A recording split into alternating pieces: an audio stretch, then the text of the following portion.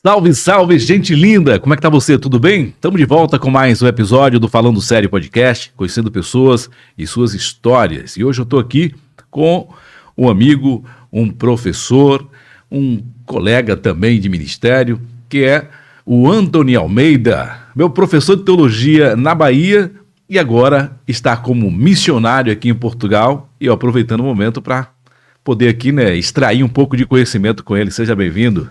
Como é que você está? Opa, obrigado, Muri, por esse momento especial aqui juntamente com você, no Falando Sério Podcast. De novo, né? De novo. Fizemos uma gravação já há mais de 4 anos. Foi quando você lançou seu primeiro livro. Sim, há uns 4 anos. Uns 4 anos, talvez, ou 5. De 4 a 5. Foi bem antes da pandemia, né? Que seu primeiro livro, qual foi o primeiro livro mesmo? Introdução Sócio-Histórica ao Novo Testamento. Mas depois desse já veio quantos? Depois deste veio o Arrebatamento, Mito ou Realidade, e agora eu estou criando aí uma série, construindo uma série sobre o Apocalipse. O arrebatamento é uma realidade, não tem esse louvor aí? Doem quem doer. Pois então tá aqui comigo, né, o Antony Almeida, que vai falar comigo aqui um pouquinho, né, da sua transição, da sua mudança, ele que é lá do Maranhão, né, a terra das areias. Eu tenho vontade de conhecer aquelas dunas de areia lá, viu? Aquelas lençóis maranhenses. Eu tenho muita vontade de conhecer, não fui ainda. Espero que quando eu puder usufruir e explorar um pouco o Maranhão. Mas há muitos anos que você vivia na Bahia. Quando você foi para a Bahia?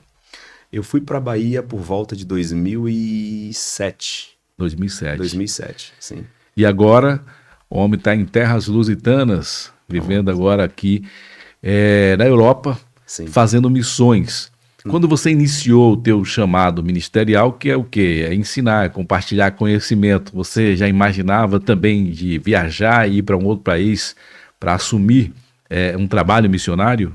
Não, na verdade nunca passou pela minha cabeça poder estar na Europa ou Portugal. Nunca foi nosso sonho morar fora. Na verdade, muita gente sonha com morar fora. Para mim, só se fosse para passear, visitar ou fazer mas morar fora realmente a gente não tinha essa expectativa de vida, não. Aí isso realmente faz parte de um roteiro de Deus, de um propósito de Deus. Propósito. Já que você está falando de propósito, a gente vai falar hoje, sobre propósito. Muita gente, busca esse propósito e tem muita gente que está perdida no propósito e não sabe qual é o propósito. Quero perguntar logo de você. Você sabe qual é o teu propósito? Bom, propósito tem a ver muito com pessoas. O seu propósito é um pouco diferente de sonho. Sonho é muito pessoal, muito particular. Então todo mundo tem que sonhar, né? Porque se você não sonha, você não consegue extrair o melhor de você. Porém, o propósito tem a ver com os outros. E quando a gente entende que o nosso propósito transcende as nossas expectativas pessoais, a gente está a um passo de descobrir ele. E como eu descubro o meu propósito? Me engajando, me envolvendo por outros, com pessoas. Automaticamente, eu inevitavelmente vou me deparar com o motivo pelo qual eu fui criado. Para que eu fui formado, por que Deus me chamou. Olha, isso é interessante, porque é uma palavra que fala muito, principalmente nas redes sociais. Todo mundo está falando, não, estamos em busca do propósito, eu continuo no propósito, eu estou no propósito, estou em busca do meu propósito. E essa fala sua aí realmente é muito boa, para a gente poder entender de fato o que é propósito, né, Andonilson? Eu aqui dei um levantamento rápido aqui falando, que ele é teólogo, professor, hoje pastor, missionário aqui na Europa, mas eu conheci você antes também, que trabalhava no CLT. Você, acho que quando conheci, você era funcionário da Ford lá em Camaçari, não foi isso? Sim. Há muito tempo. Foi. 9 anos. 9 anos na Ford. Ainda na Ford que você veio a vontade, o desejo de obter mais conhecimento e estudar teologia? Sim. Na Ford foi o período que eu procurei, me formar, me especializar, e aí eu entrei pelo rumo da teologia. Eu queria antes fazer a vontade do meu pai, que era ser engenheiro agrônomo, que ele é da terra, Uhum. E passei no vestibular na Faculdade Federal, mas o curso era o dia todo, e eu não tinha como manter, Já se diz aquele velho jargão que Universidade Federal é para rico. Universidade Federal, o pessoal pensa, não, passou na Federal é tranquilo, não mas tem que ter uma certa condição para manter, São aulas de manhã, tarde, noite, realmente é bem complicado. Não é fácil. Quem não tem estrutura. E aí veio a segunda opção. Tua transição, tua mudança então para Bahia. Para Bahia. E aí, nessa mudança, veio o sonho da teologia. Eu Olha sempre aí. fui muito vislumbrado com esse mundo, porque eu sempre admirei grandes homens, né? Grandes homens, por exemplo, aqui da Europa, que fizeram história, que atingiram multidões com o seu conteúdo e com o seu compromisso com Deus. E isso foi incendiando cada vez mais nosso coração. Quando se fala da Europa, em termo, falando de evangelismo e tudo, aqui foi o berço, que fala assim, né? O berço Dos grandes dos avivamentos. grandes avivamentos, do avivamento mesmo que espalhou pelo mundo, Sim. né? Então isso é interessante e realmente. E por que você escolheu dizer assim, vou fazer teologia? Você já entendia já o teu propósito? Você queria ser um pregador? Já pensava em ser pastor? Qual era o objetivo? A princípio, eu queria entender as minúcias da Bíblia. Era uma questão muito pessoal. Posteriormente, eu comecei a entender que havia uma grande, vamos dizer assim, uma grande lacuna nessa área do conhecimento dentro das igrejas. A superficialidade dos irmãos e de até líderes foi me inquietando. E já diz um ditado que aquilo que mais te inquieta tem a ver com a tua chamada. E isso foi me inquietando e eu fui começando a perceber que eu precisava expressar melhor alguma coisa ou tentar somar de alguma forma nesses ambientes que eu convivia.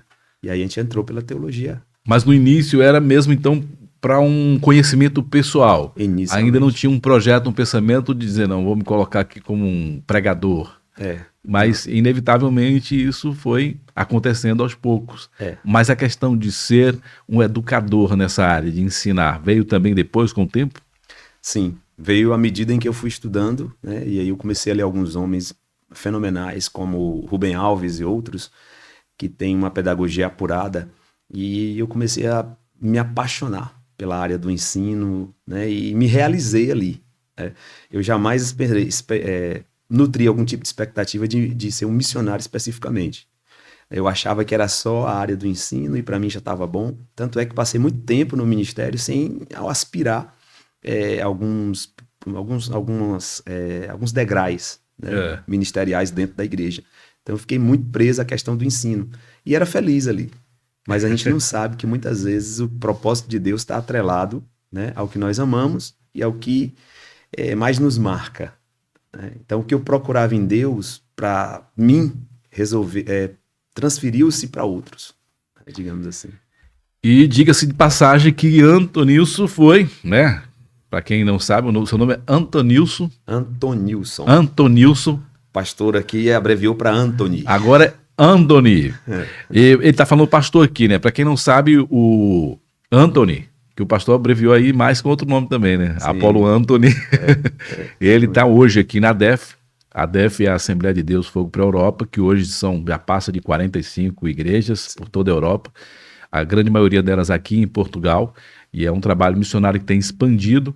E uma viagem que o pastor Abraham Robson fez à Bahia, conheceu o Anthony e fez esse convite lá com o teu presidente e para você também, é óbvio. E Sim. você, de prontidão, acabou se colocando à disposição e vir para a obra missionária.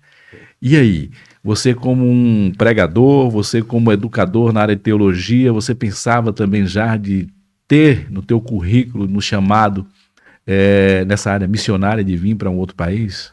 Não, como eu falei no início, eu não tinha a menor expectativa de, primeiro, ser um missionário. Segundo, estar na Europa, não tinha nenhuma expectativa. O encontro com o pastor Robson foi uma resposta. O nosso presidente, pastor Abraham Robson, um grande abraço, né? Foi uma resposta porque há um ano antes de eu encontrá-lo, eu recebi uma profecia, né, para quem acredita nisso, e a profecia dizia, eu vou fazer em um ano o que eu não fiz em 10, e não será em solos brasileiros. Essa foi a profecia. E quando eu encontrei o nosso presidente aqui das ADEFs, lá num congresso de missões na nossa igreja, ele falou essa mesma palavra, olha, Deus me manda dizer para você que eu faço em um ano que não fiz em 10 e começa a falar algumas coisas relacionadas à missão. E que eu estava, de uma certa forma, atrasado nesse aspecto, né? E aí a coisa foi ficando afinada cada vez mais. E num raio de 3 meses, a gente já estava em Portugal, fazendo a obra de Deus. Então, realmente, quando Deus quer, não tem jeito. E foi algo assim interessante, porque eu estava com um pastor em Guiné-Bissau, na África, E de repente, conversando com ele, alguém comentou comigo, falou, ó, o Antonilson tá indo para aí, parece que é para a igreja que você faz parte aí. Aí de repente eu citei com ele, eu falei, ô pastor, tô sabendo que o Antonilson lá da Bahia tá vindo para aqui. Ele falou, mas você conhece o Antonilson? Eu falei, sim, foi o meu professor, no curso de teologia no básico e também no médio. Congregamos juntos também, né, por um bom tempo ainda lá em Camaçari. E fiquei muito feliz de saber que você estava vindo para aqui, porque eu falei, vai agregar muito valor, porque o homem tem um autoconhecimento. E de fato a igreja, né, precisa ter esse alimento, essa força do conhecimento. Porque a igreja tem crescido no Brasil muito e, infelizmente, eu aproveito aqui esse momento para falar que o que a gente vê hoje na internet é algo que vai bem longe das escrituras, né?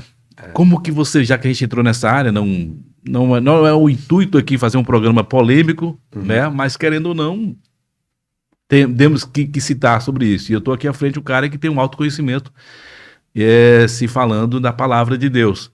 Como que você vê hoje essa expansão que está tomando, que está acontecendo aí nas redes sociais, de muitos se autodenominando aí profetas, pastores, e fazendo aí barbáries e mensagens e heresias e tudo. Como que você vê isso hoje, Antônio?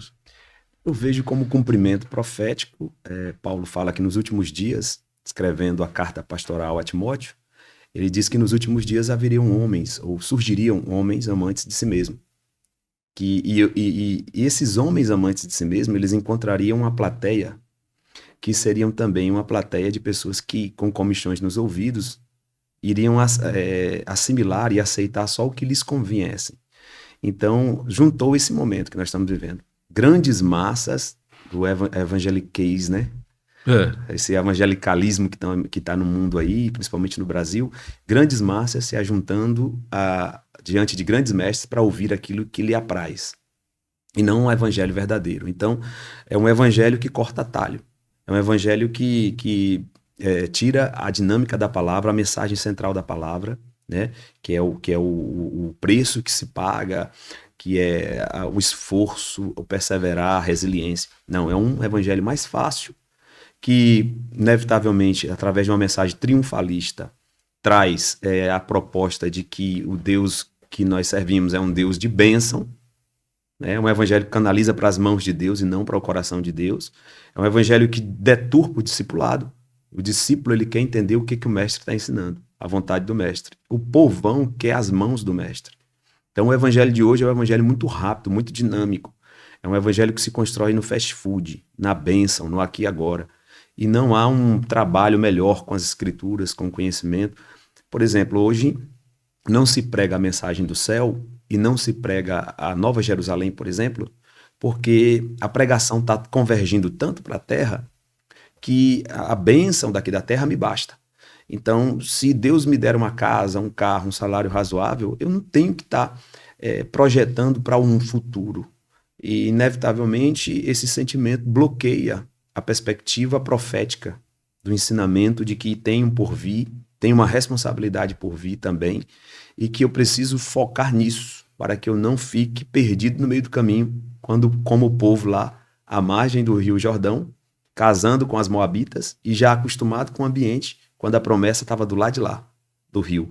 Então eles estavam todos já misturados, perdendo suas visões, sua expectativa da terra prometida, casando com as mulheres pagãs, e nesse momento Deus vai chamar o Josué e vai dizer, olha, diga para eles que o lugar não é aqui, que eles têm que continuar a marcha. É interessante você falar sobre isso, porque realmente o que a gente vê são mensagens triunfalistas, né? Como parece que dá vontade de nem sair mais da terra, senão a terra aqui que é a terra prometida mesmo, e não, parece que nem existe mais a questão, digamos assim, o pessoal prega sobre céu e inferno, sobre vida eterna e a condenação eterna. Mas hoje a gente não vê mais mensagens como essa. Hoje a gente vê que antes se falava muito sobre a questão da teoria da prosperidade, teologia da prosperidade. Então hoje é o triunfalismo, hoje é o poder terreno. Sim. E isso é o que você falou antes, né? O homem é amante de si mesmo, e o homem gosta de preencher o seu ego e dizer, não, eu também consigo, então eu tenho acesso. Só que não fala do preço. Como que você vê isso? O prazer é bíblico. Deus deu prazer desde o homem perfeito. Só que o prazer, depois da queda, ele se torna descontrolado. Então, tudo que nós fazemos é pela satisfação pessoal e pelo prazer. Então, se você come e você come muito, é pelo prazer. Se você prostitui, é pelo prazer. Então, o ser humano vive numa corrida insaciável da busca da autossatisfação, do prazer. Essa busca pelo prazer vai na contramão do negue-se a si mesmo de Cristo, né? Então, quando eu começo a trilhar um caminho da busca pelo prazer, pela satisfação pessoal, eu começo a desviar o foco do centro das minhas atenções, que sou eu. E eu começo a terceirizar responsabilidades. Por exemplo, se eu estou em busca de prazer externo ou um prazer momentâneo, e em algum momento você se torna um obstáculo a isso, você é o meu maior inimigo. Por que você é meu maior inimigo? Porque você está em algum momento bloqueando o meu prazer. Então, eu estou desviando o foco. O meu maior inimigo, a Bíblia diz que sou eu mesmo. Eu tenho que tomar cuidado comigo mesmo. Jesus disse em Mateus 26:41, vigiai e orai, para que não entreis em tentação. O foco está sempre em torno da pessoa. Paulo chega a dizer, miserável homem que sou. E aí ele conclui lá na frente, o bem que eu quero eu não faço, mas o mal que eu não quero está sempre adiante de mim. A natureza do homem, né, que é sempre Caída, voltada a fazer para os prazeres da carne. Então, quando eu desvio o foco, ao invés de eu pleitear uma batalha contra mim em prol do meu próprio melhoramento, pelo aparelhamento da palavra, eu começo a encontrar inimigos, começo a criar problemas externos dentro da igreja e a terceirizar a minha responsabilidade. Eu terceirizo a minha condição a outros. Eu não estou bem por causa de outros. Por quê? Porque a busca pelo prazer, e o prazer humano por si só é insaciável. Então, a busca pelo prazer e a decepção de não encontrar esse prazer e ter o desprazer de ter alguém que te desagrade do seu lado vai fazer com que tudo fique deturpado. Olha a gravidade de um evangeliquez de prosperidade, de triunfalismo, de bênção somente para essa terra. Eu começo a girar em torno de mim e começo a pensar só no que me apraz, começo a encontrar culpados pelo que não está acontecendo comigo e, inevitavelmente, eu começo a lutar batalhas que não são as batalhas que a Bíblia propõe para mim. É complicado esse evangelho de hoje. É muito complicado, né? E eu já vi algumas pessoas comentarem e falar, né, que parece que vai ser preciso, talvez, né? A gente está falando de que passou 500 anos da Reforma Protestante, né? Sim. 500 já tem o quê? 512? Por aí. Já temos. Sei que já passou dos 500 anos da Reforma e muitos até defendem uma nova reforma. Por quê? Hoje não dá para diferenciar mais quem de fato está defendendo o evangelho puro e genuíno. Você também tem essa visão, já que você vivia, né, em um ensinamento, num meio, a gente está falando de Brasil, e agora que você está aqui na Europa, que aqui foi o berço, né, do avivamento, e as pessoas sempre falavam que houve um esfriamento, e isso é fato, a gente vê esse esfriamento. Mas como que você vê? Você acha também defende uma nova reforma sobre isso? Eu acho que tem tudo a ver com o momento Europa. A Europa deve ser um termômetro para nós. Por quê? O nosso evangeliquez brasileiro está caminhando para isso. Porque é uma promessa de bênção na terra. Então, isso se enquadra muito no materialismo que infiltrou-se nas igrejas na Europa. O que é o materialismo? Passou-se os grandes avivalistas, os grandes pensadores e teólogos, e não ficou discípulos para continuar aquela mensagem. A igreja ficou muito forte, muito estatizada, e as pessoas começaram a se voltar para a terra. Para a terra. Então, essa concepção de E tem também uma outra questão técnica também, que foi o questionamento do texto bíblico. Surgiu no século XIX, aqui na Europa, os pensadores que usaram um método de estudo da Bíblia, chamado de método histórico crítico. Ou seja, eles diziam assim, a Bíblia deve ser estudada como qualquer outro livro. E nós sabemos que a Bíblia ela tem palavras vivas. Ela é diferente. Né? Apesar de ser um texto literário, histórico, com narrativa, né? e com historicidade, é um livro que tem um quê diferente. Existe algo ali muito especial desde a sua concepção. Esses teólogos que foram para o estudo do texto bíblico através do método histórico crítico, começaram a dizer, tem erros na Bíblia. E chegaram a uma conclusão, a Bíblia não é a palavra de Deus de capa a capa. A Bíblia contém, dentro da Bíblia existe uma mensagem de Deus, mas não compreende a todo o livro. Isso foi gerando nas igrejas um monte de debates teológicos e foi distanciando os leigos do cenário mais, né, litúrgico da Bíblia, ou seja, do culto. Isso foi gerando esfriamento. Por outro lado, vinha o materialismo, que são os pregadores que depois vieram, depois do século XIX, pregando mensagens de massageamento de ego, mensagens de prosperidade, mensagens de... tipo o coach de hoje, que é uma mistura de empreendedorismo com subsídio emocional. Então, emocional empreendedorismo é um momento, né, que a gente está vivendo. Eu percebo que de maneira sorrateira, mas a passos largos, nós estamos caminhando para uma Europa. E precisamos, sim, de pensadores que pensem, que estudem o texto como ele é, que confrontem essas ideias. Temos alguns no Brasil que estão dando a cara a tapa, né, metendo a cara na tela. E nós precisamos disso. Porque você poderia citar algum desses nomes? Porque citar os outros que vão de contra não dá, porque são milhares. Mas eu creio que são poucos que ainda defendem, né, a palavra pura. Você poderia citar algum desses nomes? Olha, na CPAD nós temos o Esdras Bento, que é um cara muito bom do ponto de vista técnico, exegético. Nós temos pregadores também, alguns pregadores, né? Tem um que é bem conhecido, um menino jovem, o Eliseu, ele tem também, apesar de que o pessoal diz que ele é muito exortador, né? Mas ele tem um perfil, né, conservador no tocante à palavra. E temos outros. É interessante, também. Você falou aí sobre o Eliseu, que você vê que é um cara que está apanhando sempre na internet. E é algo que hoje aqueles que se dizem líderes, né, não quer estar nesse ponto aí de apanhar. Que aí vem o quê? Aqui é mais confortável pregar sobre triunfalismo, pregar sobre teologia da prosperidade, entregar o que eles de fato querem receber. Não mexe com certas coisas para não gerar exposição, né, desnecessária na mente de alguns.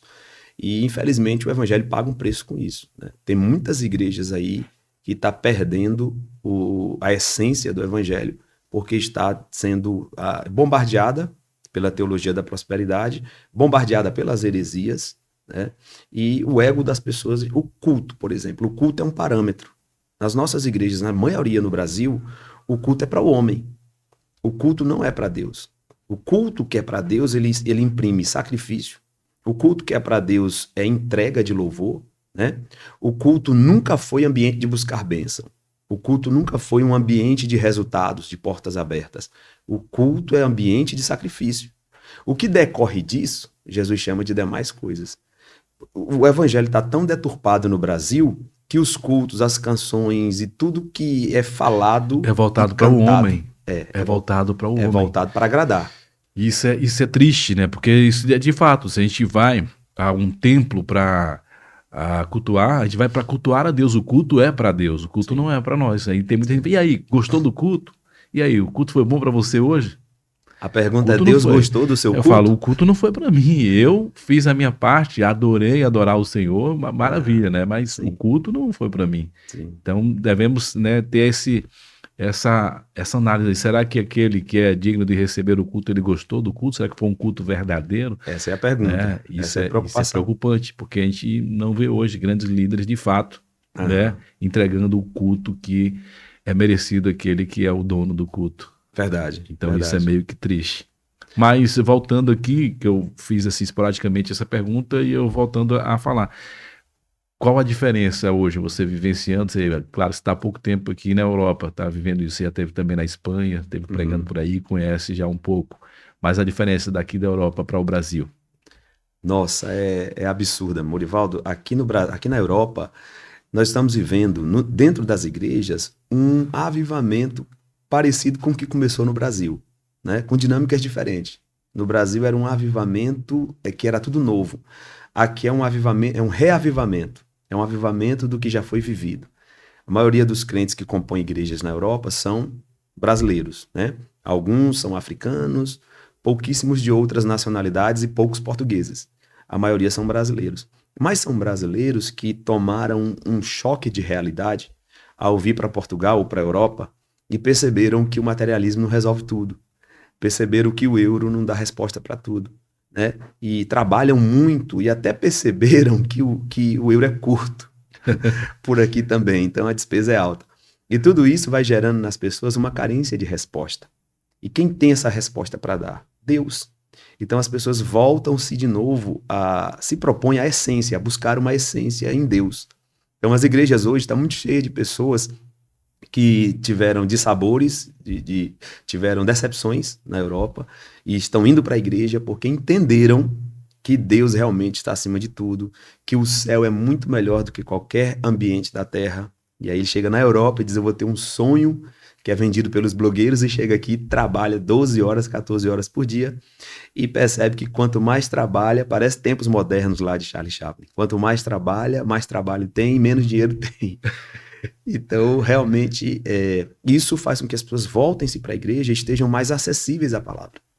Hoje mesmo na nossa igreja, esses dias falando, nós estamos vivendo ali um ambiente muito gostoso de culto, de avivamento, de busca pela essência de Deus, de crentes que já tinham suas experiências com Deus pretéritas no Brasil, mas estão vivendo um novo momento, o momento da solidão europeia, pois aqui as pessoas são individualistas, são muito secas, né? É uma questão muito voltada para o povo europeu, não é uma crítica, é uma constatação. É a constatação comportamental, né? Que de fato as pessoas falam, não, o europeu ele é frio, e de fato realmente é diferente. O brasileiro é mais entregue, é mais à vontade, e realmente tem um certo afastamento. O comportamento do europeu é totalmente diferente. E se tratando em questão de fé e de busca, ainda mais. Perfeito. E isso gera nas pessoas um desejo maior por respostas espirituais. Então está acontecendo aqui alguns fenômenos muito importantes, principalmente dentro da nossa igreja, da ADEF. A ADEF, você vê que onde você vai, você sente aquele clima, né, de avivamento, de vida dentro da igreja. Por quê? Porque as pessoas estão entendendo que precisam estar mais próximas de Jesus, né? Precisam estar... que as respostas que elas querem não estão na terra, não está em Portugal, não está na Europa, está em algo muito maior do que isso.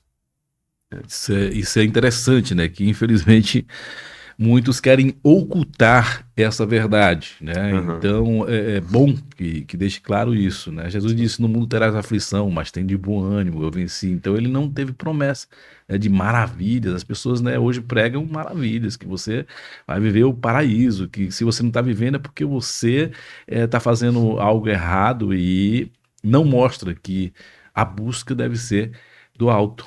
Perfeito. Então perfeito. isso é muito triste, essa confusão, na verdade.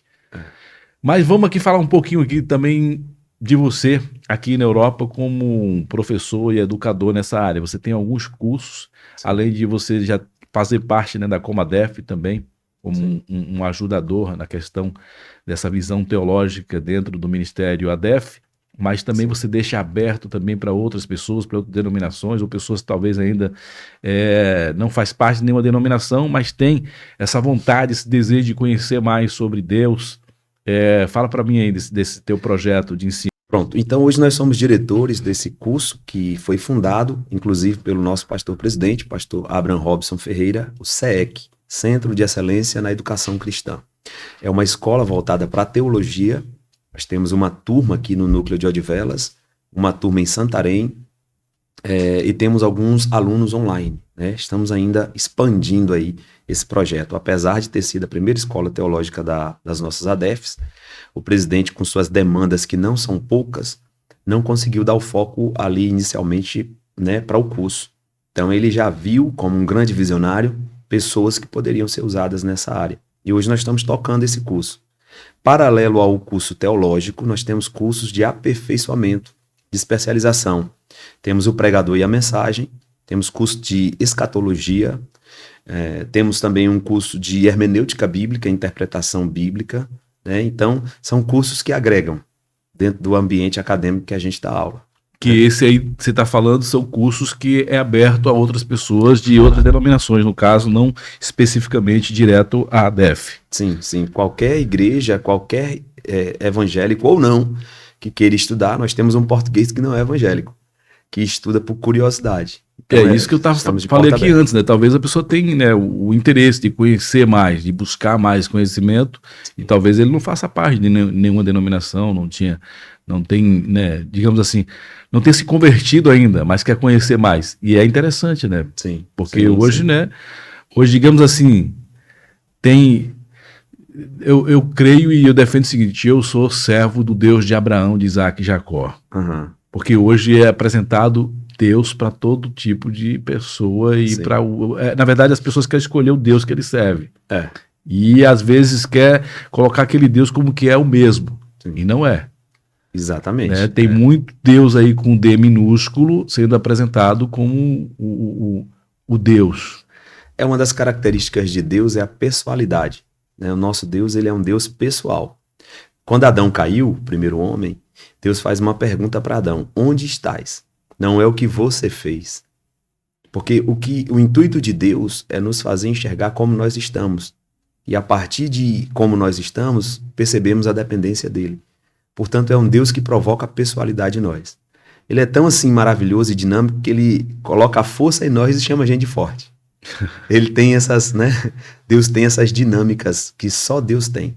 Então, quando Deus pergunta a Adão, por exemplo, onde você está, né? Deus não pergunta o que você fez, porque o intuito não é expor. O intuito é mostrar a condição dele, né? E nessa busca de Deus, eu até percebi alguma coisa aqui, dentro dessa dinâmica, né? Quando Deus faz essa pergunta a Adão, rapidamente, Deus está querendo saber que ele perceba o seu estado, a sua condição, né? E o que ele está querendo dizer também, não vale a pena ficar como você está. A gente precisa dar uma virada nesse processo. É porque ele viu que Adão tinha se perdido. Sim. Né? Porque Sim. ele sabia onde Adão estava. Uhum. Mas essa pergunta veio para Adão refletir. Sim. Né? Porque ele estava escondido. Deus não queria. Deus não estava com dúvida de onde Adão estava. Não estava. Deus estava, na verdade, falando para ele: não aceite a condição que você está. Ou seja, não aceite ser menos do que eu projetei para que você fosse. A ideia de Deus, mais ou menos, é essa com Adão. E isso é interessante demais, porque Deus, na verdade, está querendo que Adão veja algo nele mesmo e voltasse a acreditar que é possível acontecer, né? Não é o que Deus está vendo, porque, na verdade, Deus consegue ver em nós o que nós não vemos. Mas a preocupação, entre aspas, de Deus é fazer com que a gente enxergue o que nós devemos ver, né? Como Deus vê, né? E isso é muito interessante. Porque, por exemplo, Deus quer que a gente se enxergue dentro do processo do nosso propósito, né? Dentro do nosso propósito. É muito fácil usar a bacia de Pilatos, a bacia do lavar as mãos. Eu lavo as mãos e não assumo. Não assumo, vou à deriva, vou naquela música que foi feita lá nas profundezas, né? Deixa a vida me levar, a vida leva eu, então eu lavo as mãos. Quem lava as mãos nunca vai encontrar o seu propósito. Agora, Deus quer que a gente utilize a segunda bacia, que é a bacia de Cristo, que diz assim: eu me engajo, eu me envolvo, eu me entrego. E assumir responsabilidades. E assumir responsabilidades. Quando você assume responsabilidade, você está um passo do seu propósito. É isso que eu ia falar, que aí está a questão, né, do encontro do propósito. Sim. Sensacional isso. Sim. E eu me encontrei na área acadêmica, dou aula hoje aqui no curso teológico da igreja, dirijo uma igreja aqui em Portugal, e Deus tem sido muito maravilhoso nesse aspecto. E eu, assim, nesse momento aproveito para falar para alguém, né? Descubra o seu propósito e pare de usar a bacia de Pilatos. Use a bacia de Cristo. Aquela que se envolve, que se engaje, que faz algo por alguém, que se entrega, né? Você vê que Jesus, ele morre na cruz de braços abertos. E quando ele morre na cruz de braços abertos e diz está consumado, ele está dizendo: eu estou morrendo vazio. O propósito de Deus para mim é que eu viva de tal forma que eu cumpra esse propósito e morra sem levar nada. Tem um certo jargão filosófico aí que diz o seguinte: o lugar mais rico da terra é o cemitério. Porque no cemitério tem canções que não foram entoadas, tem livros que não foram escritos. No cemitério tem vacinas que não foram inventadas porque alguém não fez o melhor, não ousou mais, cruzou os braços, usou a bacia de Pilatos, né? E Jesus não. Jesus vai para o túmulo de Arimateia vazio. Vazio de quê? Vazio da missão. Eu cumpri tudo que me estava proposto cumprir, né? Então é um grande exemplo para nós até na sua morte. É forte demais falar de propósito a partir de Cristo. É forte demais, né? Porque não há outro exemplo maior que Cristo, né? Ele é o nosso alvo, é o exemplo Alfa, não tem como. E você fala, é interessante que você falou isso. E a semana eu estive ali no cemitério do Lumiar. E aí eu pensei de gravar um vídeo lá. E eu tava pensando nessas frases, né? Que aqui acaba tudo. Sim. Que acaba a vaidade, acaba a raiva, acaba a vingança, acaba a riqueza. Aqui acaba tudo. Pois. E as pessoas, hoje, a gente voltando a falar sobre as mensagens triunfalistas, as pessoas não falam mais sobre isso. Parece que a pessoa vai viver uma eternidade aqui, que você está apenas um passo de alcançar o teu êxtase da felicidade na terra e acabou. Então isso é preocupante, porque a Bíblia nos diz que é nos dado o direito de nascer e morrer uma só vez. Sim. E aí vem o salmista falar que a gente vai viver de 70, 80 anos, o resto é enfado e cansaço. Aí eu falo, isso passa muito rápido, cara. Passa muito rápido. Um dia desse eu era um menino de 12, de 15 anos. Hoje eu já tô com 43 e eu conversando com minha esposa, falou, daqui uns dias já vou estar um idoso mesmo. E a gente vai... A nossa carreira é o fim aqui. Só que a minha esperança, vira, né? a nossa esperança não é o fim, né? O fim aqui vai acabar, vai findar tudo aqui, nessa matéria aqui na Terra vai acabar. Mas a esperança está no céu, está em confiar na minha salvação, na vida eterna. E isso deve gerar uma mensagem de responsabilidade para a vida agora, para o que eu tenho feito com minha vida agora. Por isso que o sábio Salomão, ele disse, é melhor ir a um velório do que a uma festa. Né? As igrejas hoje pregam, não, venha para a festa. E aqui não tem tristeza, não tem confronto. Por que é melhor ir num velório? Porque você começa a refletir sobre ideais, sobre coisas que vão para além, né, de sentimentos fúteis e particulares. Então é melhor ir num velório porque você ali é confrontado. Né? Então é como você falou, ir a um cemitério gera em nós sentimento de responsabilidade com o que eu faço com o meu tempo agora. Como eu estou gastando a minha vida agora. Essa vida que eu tenho vivido agora envolve só os meus desejos, as minhas vontades, o que eu almejo enquanto pessoa, os meus sonhos particulares, né? O meu ego, ou isso envolve uma missão maior? Né? Então, essa reflexão deve ser feita para quê? Para que a gente não perca tempo. Você falou algo tremendo aí, há poucos dias eu tinha 17 anos. Eu tenho assim, uns lapsos de memória dos 17, porque nos 17 eu estava querendo jogar ainda futebol. E aí fui para um timezinho no interior lá, mas não deu certo, não era essa a ideia. Mas olha como o tempo voou. Então a pergunta é o que é que nós estamos fazendo com essa breve vida que viveremos aqui? O que é que nós estamos contribuindo com os outros, o melhoramento de alguém, o alívio de alguém, né? A que ponto eu vivo que essa minha vida impacte na vida de alguém? Isso tem que ser refletido agora, porque amanhã pode ser 20 anos a mais. Pois é. Amanhã, não, tem que ser feito hoje, tem que se posicionar hoje. E é preocupante como, voltando aqui a falar nessa, vou até usar a palavra banalização do evangelho hoje, né, por parte de alguns que hoje usam as redes sociais, usa até grandes estruturas e ensina de forma errônea e até, eu ouso a dizer aqui, né, tenho a ousadia de dizer que tem pessoas que estão encaminhando pessoas para o inferno. Sim. E usando a palavra de Deus. E isso é muito triste. Sim. Mas o que eu me alegro também é que o mesmo alcance que tem dessas mensagens enganosas, também as pessoas têm o alcance também da verdadeira palavra, porque hoje está exposto, a Bíblia está ao alcance de todos, hoje a internet, né, está livre, então você pode buscar. A Bíblia, a própria Bíblia fala, né, conhecereis a verdade e a verdade vos libertará. Sim. Então a verdade está à disposição para as pessoas, só que as pessoas preferem, né? Elas buscam mais aquilo que enche o seu ego, que é cômodo para você, que agrada com os seus pensamentos, o seu comportamento e posicionamento, e acaba, né, indo lá para o caminho largo. Diz que estreito é a porta e apertado o caminho que leva a vida, e poucos são que passam por ela, mas espaçoso e largo é o caminho da perdição, e muitos estão entrando e está sendo de forma absurda, e isso é muito triste. Mas antes da gente falar também dos teus livros, e você está com algumas anotações aí, o que é que você gostaria também de falar? Porque a gente não programou nada, não. Eu falei, vamos sentar aqui, vamos bater um papo e falar, né, da tua experiência aqui na Europa, já que eu tive o prazer, né, de aprender um pouco com ele, isso há o quê? 15 anos, 10 anos atrás, 12 anos, Por aí, É, de quando eu 12 fiz a 14 anos. quando eu fiz o curso básico foi isso lá em 2013, por aí. Sim, Depois veio teve o básico, depois teve o médio também, que sim. foi um outro período também. Acho que foi 12, 13. Acho que foi 12 e 13, foi nessa época mesmo. Então eu falei, não, vou convidar para a gente bater um papo e falar, já que estamos juntos aqui também, na mesmo ministério, sempre estamos nos encontrando. Ele também já gravou aqui nos nossos estúdios também aqui os seus conteúdos. Eu digo, é bom poder sentarmos aqui e bater um papo Uma honra. e ver qual a visão que o Anthony tem hoje. Mas então, o que é que você tem para compartilhar mais com a gente aí? Para depois a gente falar também dos seus livros. Pronto.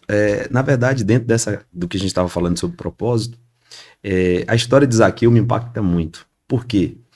Zaqueu, diferentemente das outras pessoas que fizeram parte ali da vida do ministério de Cristo em meio a milagres, Zaqueu ele tem uma dinâmica diferente. E é apaixonante a intenção de Zaqueu. A mulher do fluxo de sangue foi porque precisava de uma cura. Né? O paralítico, porque precisava ser curado, o leproso precisava ter sua pele restituída, né? Até quem intercedeu precisava de alguma coisa. Zaqueu disse, não, eu só quero ver. E procurou ele subir numa árvore na figueira brava porque queria o ver. Ele percebeu que a multidão era um obstáculo, ele sobe na árvore, na figueira brava. Interessante que a atitude de Zaqueu desperta o mistério de Cristo, desperta a atenção de Cristo. Porque no intuito de querer ver a Cristo e não o que Cristo pode fazer, Zaqueu é visto por Cristo. Quem olha para cima e diz Zaqueu, quem viu Zaqueu foi Cristo. Desce depressa, porque hoje me convém pousar na tua casa. No meio da multidão, Zaqueu procurava Cristo. A intenção dele atraiu o olhar de Cristo e a revelação de Cristo. Sou eu aqui, ó. Eu tô te vendo. E a segunda coisa que eu aprendo é que em outros momentos, Jesus foi convidado a ir para a casa de alguém, né? Então Jesus foi convidado para ir para a casa de Jairo, Jesus foi convidado para ir na casa do centurião, na casa da sogra de Pedro. Todos tinham um problema. Na casa de Zaqueu é Jesus que se convida.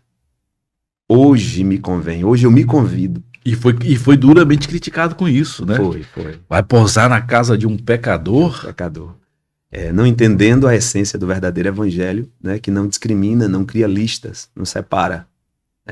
Então Cristo vai para a casa de Zaqueu e ainda diz, hoje entrou salvação. Então essa atitude de Zaqueu ela é muito top, porque ela deve nos trazer uma grande mensagem para os nossos dias, para a maneira como eu vivo, a dinâmica da minha fé em Cristo, né? Eu vivo uma fé em Cristo baseada em necessidades, baseada em propósitos pessoais, em ser saciado ou ter algo resolvido, ou eu vivo a minha fé em Cristo baseado no quanto eu quero conhecer dele. Essa é a dinâmica. A resposta de Cristo será proporcional à minha intenção. Então que a gente fique bastante atento a isso. Como você falou, a vida é muito rápida, é muito breve. Demais. Já a gente está idoso, né? E a pergunta é, o que eu fiz com os meus dias? Como eu vivi esta vida diante de Deus?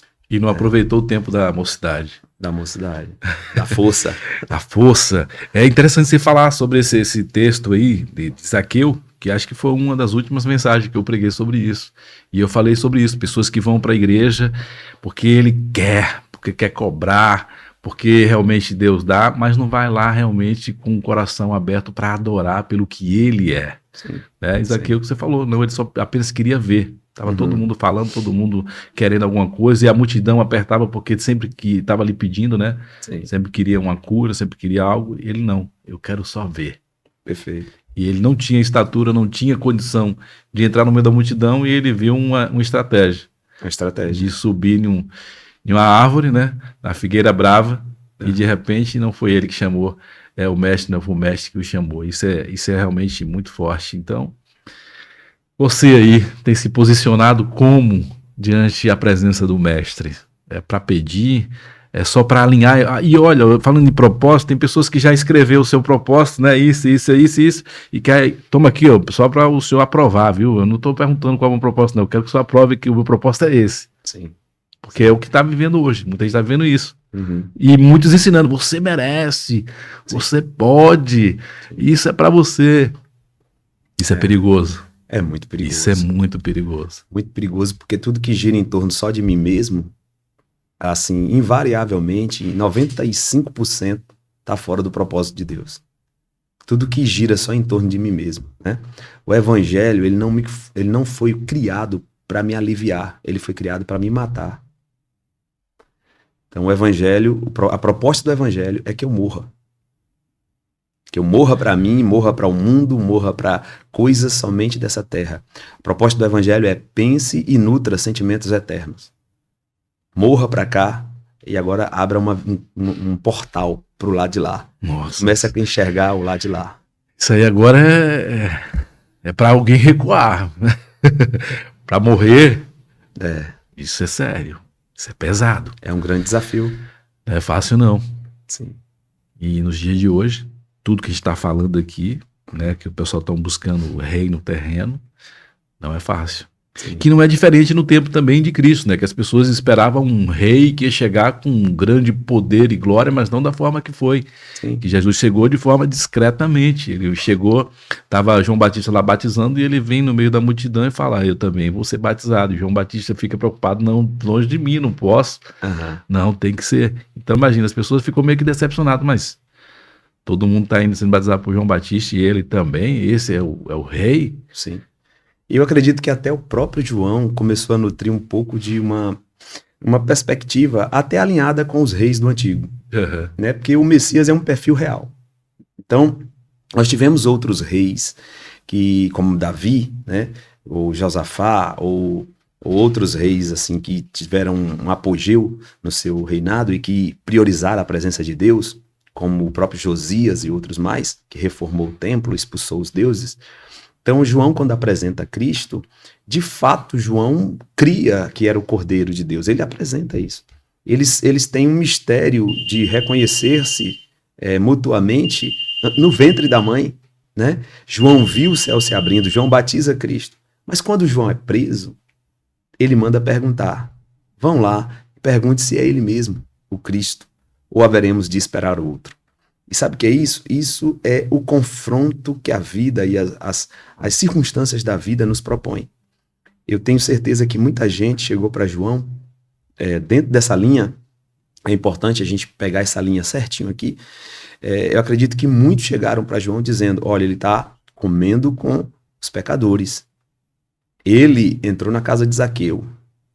Ele falou com a samaritana. Então, Jesus ele quebra alguns protocolos em nome desse reino que, a princípio, não é entendido naquele tempo. Não é concebido naquele tempo. Então, ele vai quebrando alguns paradigmazinhos aí e, com certeza, isso inquietou João. E a grande pergunta de João é, será que eu estou morrendo pela causa certa? Eu preciso ter certeza. Porque está um pouquinho destoado com a ideia dos Messias do Antigo Testamento. Só que esse Messias vem trazer um reino que não é da terra. É interessante você falar sobre isso com uma coisa que me deixa, às vezes, intrigado. É que o próprio Jesus ensinando ali os discípulos, ele fala, né, e até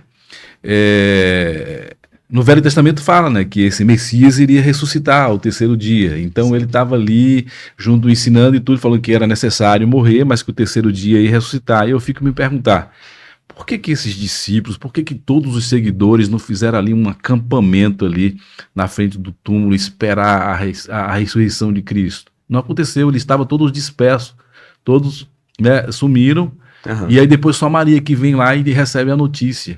Por que aconteceu isso? Porque Jesus não morre numa guerra. Jesus não morre como o rei propriamente dito, sentado no trono. Jesus ele não foi empossado ao trono de Israel, literalmente. Jesus propõe um outro reino. Essa é a dinâmica, eles não entendem. Se ele morre como um outro rei, numa batalha, liderando um exército, eles poderiam até fazer campana ali no túmulo. Mas como ele morre da forma... Mas eu digo isso pela questão que ele ensinava e falava, que é o terceiro dia e ressuscitar. Sim, né? E houve a morte, a morte lá na cruz. Né? Houve e levou até o sepulcro, mas... Parece que eles não acreditaram que realmente ia haver a ressurreição de Cristo. Exatamente, é por essa concepção de reino. Eles percebem o seguinte, Jesus vai voltar para Jerusalém, quando os ramos de oliveira são jogados na entrada dele, aquela recepção calorosa, hosana, a expectativa no coração de todos os judeus é a seguinte: agora ele vem para tomar o reino de Roma. Agora ele vem para, né, tomar o lugar dele, que é o lugar no trono de Davi. E não, na verdade, ele vai com outra proposta: morrer de forma deplorável, no meio de malfeitores. Então, a forma como a coisa se deu foi tão impactante que quebrou um pouco com a perspectiva do Antigo Testamento, dos reis que triunfaram, que venceram, foram aclamados e morreram de forma honrosa. Jesus morre de forma deplorável. Então, essa morte vergonhosa suplanta o próprio ensinamento de Cristo no coração dos discípulos. Abate de tal forma que é até vergonhoso nutrir uma expectativa de uma ressurreição da forma como ele morreu. Então, o judeu, ele é muito orgulhoso. A sua grande maioria é muito orgulhoso. Tem gente que nutre a ideia de que Judas vendeu Jesus no intuito de provocar para que ele realmente para saber se realmente era o rei, ele ia, digamos ele assim, se impusesse, se revelar de fato como rei. Como rei. Ele esperava, né, uma forma de imponência, de poder mesmo, e não, Jesus foi simples. Foi simples e, pelo contrário, se entregou. Então é decepcionante. Eu acho que a maior decepção do próprio Judas, falando na concepção da ótica deles, é que Jesus simplesmente, o cara que andou sobre as águas, o cara que falou ao vento, o cara que de longe os demônios fugiam dele, né? Que partiu um pão e matou a fome de 15 mil pessoas, agora está acorrentado. Então são situações dentro de um mesmo cenário que vai gerando um monte de um turbilhão de sentimento no coração dos discípulos. Porque dentro desse cenário a gente vê que apenas um dos dois dos malfeitores, ele acreditou, falou: não, pois é, Senhor, lembra de mim. Aquele dali é a prova de que a morte de Cristo vale a pena. Que haveria uma percentual imensa da humanidade que faria valer tamanho sofrimento de Cristo. Por isso nós estamos aqui. Sensacional. São muitos personagens e muitas histórias dentro do contexto bíblico. E você, como um teólogo, você como um pregador, hoje como um pastor missionário, tem um que você identifica, que você gosta de pregar sobre, gosta de estudar sobre? Eu amo demais os estudos, a teologia de Paulo, né? A teologia de Paulo, para mim, é a teologia que organiza a igreja, é a teologia que, Paulo foi discípulo de Barnabé, né? E no início do ministério dele, a igreja estava começando e crescendo, e Barnabé leva Paulo a Antioquia. E Paulo começa ali a aparecer no cenário teológico e no cenário eclesiástico. E vai organizar a Santa Ceia, vai organizar o comportamento no culto, vai falar sobre o verdadeiro culto em Romanos 12, e vai sistematizar o processo de salvação, que compreende a justificação, regeneração e santificação. Aí ele chama isso de redenção. É um pacote que é produto da graça, é quem vai falar melhor de graça, a graça que é uma graça escandalosa, né? Que faz com que Cristo seja... Aí vem umas coisas na cabeça aqui, que o tempo não dá, né? Mas, por exemplo, o filho pródigo, né? Pródigo quer dizer gastador. Mas o verdadeiro pródigo daquela história não é o filho, é o pai. Porque o pai, além de dar tudo para o filho, e o filho gasta irresponsavelmente, quando o filho volta, o pai dá de novo. Então, quem gasta mesmo é o pai. Isso é a graça escandalosa. E Paulo diz: onde abundou o pecado, superabundou a graça. Então, o verdadeiro pródigo é Deus, que está o tempo todo investindo em nós, né? E Paulo trata muito bem isso. É interessante, né? E Paulo, eu às vezes fico preocupado com algumas pessoas que se colocam como um grande exemplo, né? E claro, tem pessoas que têm alguns comportamentos que são exemplo. Sim. Mas quando a gente vê na Bíblia, ele é o único que se coloca, diz assim: sede meus imitadores, assim como eu sou de Cristo. Isso é muito forte. Muito, muito forte, muito forte. Paulo, eu acredito, grande parte da teologia de Paulo nasceu no caminho de Damasco, quando Paulo encontra Cristo e cai ali por terra, né? E aí ele pergunta, quem é? Jesus fala: Saulo, Saulo, por que me persegues? Ele pergunta: quem é, Senhor? E ele diz: eu sou Jesus. Então aquela revelação direta juntou na cabeça de Paulo grande parte das construções teológicas dele. Por exemplo, 1 Coríntios 12, né? Cristo é o cabeça, nós somos o corpo, distribuído em muitos membros, funcionando, né? Interlinearmente, os membros funcionando. E Paulo diz assim: olha, ele pode ter pensado lá no caminho de Damasco, Eu estou perseguindo os cristãos. E ele diz que é ele, logo ele é o cabeça. Os cristãos é o corpo. Olha como a teologia de Paulo é tremenda e inspirada em Cristo. Por isso ele diz, olha, quero que você chegue perto dele, assim como eu cheguei. E é interessante, porque o momento desse encontro, ele não tinha, né, Jesus como filho de Deus. Não. Ele era um religioso. Sim. Né? Era um sim. religioso que matava, né, defendendo a religião. Uhum. Mas depois ele veio entender que ele estava completamente errado. Sim. E passou a ser, né, o maior missionário. Para mim, depois de Cristo, é Paulo. É o maior implantador de igrejas. Sensacional. Se a gente for levar aqui, vai render. Tem que ser, né, muitos episódios para a gente levar adiante. Mas vamos falar da obra que você tem também como escritor, que você tem exposto. Amém. Aí dos teus ensinamentos. Vamos falar dos teus livros?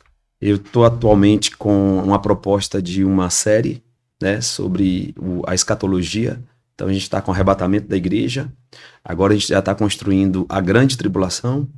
Depois a gente vai ter outro livro, o Tribunal de Cristo, as bodas do Cordeiro, o Milênio. Então é uma série. É algo ousado. Vai me levar pelo menos 2 ou 3 anos da minha vida aí focado nisso.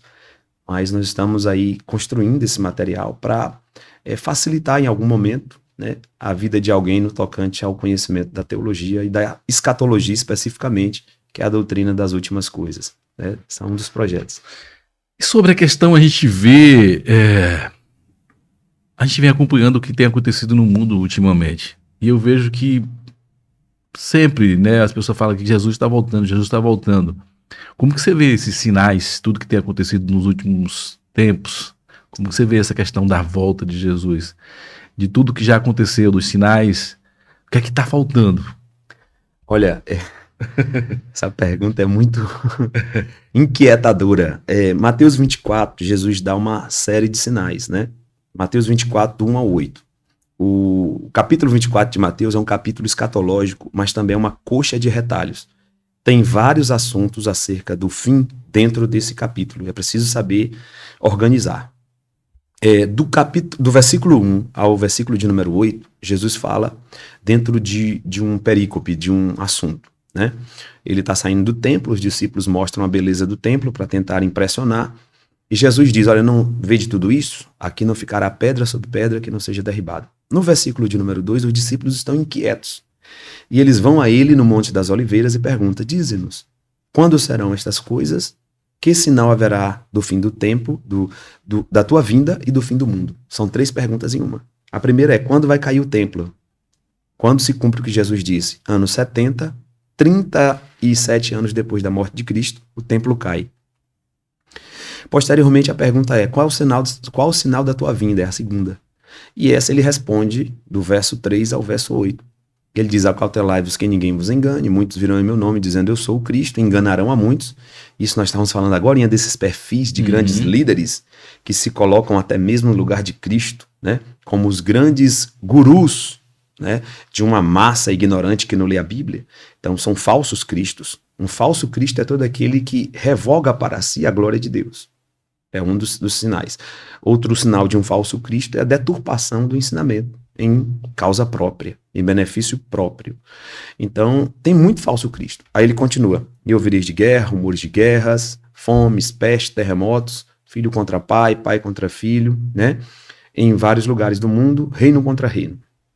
E ele diz no verso de número 8, mas todas essas coisas são o princípio das dores. O que é que Jesus está querendo dizer? Ele está dizendo, olha, tem um parâmetro para a gente fazer uma leitura dos cenários que precedem a minha vinda. Qual é o parâmetro? A ótica de uma parturiente. Processo de uma gravidez. Quando ele diz, é princípio de dores na época dele, é que ia chegar um momento que a gravidez ia estar avantajada, ia estar prestes à hora de nascer a criança, que é um sinal da volta dele. Então, o que é que ele está dizendo? Olha, quando vocês... Não é uma guerra, não se trata de uma guerra, não se trata de um tsunami, ou não se trata de uma peste qualquer, de uma praga qualquer. Ele diz assim, você tem que entender pela ótica da gravidez. Como é que funciona? As dores começam pequenas, bem distantes uma da outra, que é o início da gravidez, mas à medida que a gravidez vai se avantajando, as dores vão ficando mais intensas e menos espaçadas, próximas uma da outra. Então, como é que eu leio os sinais assim, para que eu possa ter um melhor discernimento, né? Será que Jesus está próximo mesmo de voltar? Como que eu leio? Pela gravidade do sinal e o curto espaço de tempo entre um sinal e outro. Brevidade, né? A brevidade de um sinal e outro. Acontece aí tragédias e a gente tá respirando já outra. Já outra. É sempre assim. Nós tivemos, por exemplo, 4 grandes gripes nos últimos 20 anos. Tivemos a gripe aviária, a gripe suína, coronavírus, gripe influenza, gripe aviária, gripe suína e coronavírus. São 4 grandes gripes em 20 anos. Coisa que não aconteceu em 300 anos para trás. Então, o que isso mostra? Isso mostra as dores agudas, menos espaçadas. Por exemplo, o Covid pegou no mundo inteiro. Pegou no mundo inteiro. Ou seja, a dor foi muito aguda. E num curto espaço de tempo, entre outras gripes. E agora novos vírus, novas mutações vêm por aí, e já estão, né, em nosso meio. Volta e meia tem uma nova mutação, uma nova forma de vírus gripal atingindo em massas. Então nós precisamos estar atentos ao processo do parto. O parto é a volta de Cristo. E o que é que denuncia o parto? As dores intensas e menos espaçadas. Forte isso. Então, presta atenção, se posiciona e fica atento. E se arrepende, né? Eu acho que o seguinte, eu sempre digo, que está faltando hoje em dia é palavra de arrependimento. Arrepende. Porque, como a gente fala desde o início lá, né? A nossa tendência é o pecado. O próprio Paulo diz: o que é para fazer eu não faço, o que não é para fazer eu estou sempre fazendo. Então, a nossa tendência sempre é pender para o pecado. Mas o fato é, você tem a opção de escolha. Sim. E é escolher fazer o que é certo, a fugir do pecado, fugir da aparência do mal. Mas se pecar, né? Foi o João que diz, né? Mas se pecar, temos um advogado, que é Jesus Cristo. Mas Jesus Cristo, ele é advogado e diz para aquela mulher também, quando estava todos lá com a pedra para apedrejar, falei: cadê os teus acusadores? Eles não deram a sentença de morte para ela. Sim. Aí ele fala: mas também, eu também não. Sim. Mas vai e não peques mais. Sim. Então aí vem aquela palavra, né? Aquele que se arrepende e deixa, alcança misericórdia. Então não basta se arrepender e estar repetindo todos os dias os erros. É se arrepender e não repetir os erros. Sim. Perfeito. E isso que está faltando ser pregado nos dias de hoje, né? Perfeito. Infelizmente. Como falei, né? O nosso tempo aqui a gente não pode explorar muito. Eu sei que você fica com gostinho de quero mais, quando a gente traz um assunto tão abrangente, tão bom de se ouvir, bom de aprender. Mas estamos chegando aqui ao final. Eu gostaria que você deixasse aí uma palavra para os nossos telespectadores. Fala telespectador, porque essa palavra telespectador é na televisão, mas é na tela. Então, se é na tela, é telespectadores mesmo aqui do Falando Sério Podcast. A mensagem é esta, né? Busque encontrar-se em si mesmo. Busque encontrar Deus. Porque quando você encontra Deus, você encontra a sua filiação. A sua identidade só será encontrada de verdade quando você encontra a origem, sua origem, seu pai. Jesus estava dizendo em Mateus, quando ele se perde aos 12 anos, ele diz: olha, a mim compete fazer os negócios, cuidar dos negócios do meu pai. Ou seja, a minha identidade está ligada ao meu pai. Se você se encontra perdido, sem sentido, como um Adão tentando se esconder, Deus está dizendo para você hoje: eu estou te vendo e eu quero que você volte à essência daquilo que eu projetei para você. Que você se encontre nesse mundo, encontre a sua identidade e comece a cumprir o seu propósito. Deus abençoe. Bom demais. Então pega essa visão aí, tá bom? E eu volto a dizer, busca a obter conhecimento. Conhecereis a verdade e a verdade vos libertará. Amém. Muito obrigado, tá, por compartilhar nesse momento aqui com a gente mais uma vez. Deus eu que agradeço. Abençoando. Faz o convite pro pessoal aí, para quem mora aí nos arredores de Odivelas, né? Qual o dia de culto lá que você está ministrando, qual os dias que o pessoal vai querer te conhecer, querer ver a tua ministração. Fala também aí o endereço, fica à vontade. Pronto, nós estamos aqui em Odivelas, na região ali de Famões, né? Na Rua dos Galpões, Galpão B. Tá? Você vai ver uma placa lá em cima, ADEF, né? Assembleia de Deus Fogo para a Europa. Nós estamos ali, nossos cultos na terça às 19 horas, na quinta às 19 horas, sábado e domingo às 18 horas. Terça a gente ministra ensino, sábado também e domingo é o nosso culto aberto para os visitantes. fique à vontade e venha conhecer. Conheça também o nosso Instagram, né? Adef Odivelas, aí bota no @ e você vai encontrar lá. Tem transmissão também dos cultos ao vivo lá, né? Nós temos transmissões de todos os cultos nossos, ao vivo, pelo Instagram. Tá bem? Top demais. Então tá aí, gente. Para você que está aqui em Portugal, uma oportunidade para você obter conhecimento, para você adorar a Deus e ouvir uma palavra abençoada. Você que está no Brasil, para você que está em outros países aí, como ele falou, é transmitido também todos os dias através das redes sociais. Então tá aí uma oportunidade. Não tem desculpa para você dizer que não tem alcance. E eu quero já agradecer, beijo no coração de cada um de vocês, obrigado por nos acompanhar. Quem não assistiu aí por inteiro, deixa eu falar com você aqui, ó. Você pegou aí no meio aí, pronto, volta lá do início, né? Para você conhecer um pouco aí sobre o professor, pastor, missionário, escritor, Anthony. Eu não falei tudo não, mas ele é um pouco mais, né? Mas dentro da essência, dentro do assunto que discutimos aqui nesse episódio. Obrigado, beijo no coração, tudo de bom. Gratidão mais uma vez por estar aqui conosco. Amém. Eu que agradeço.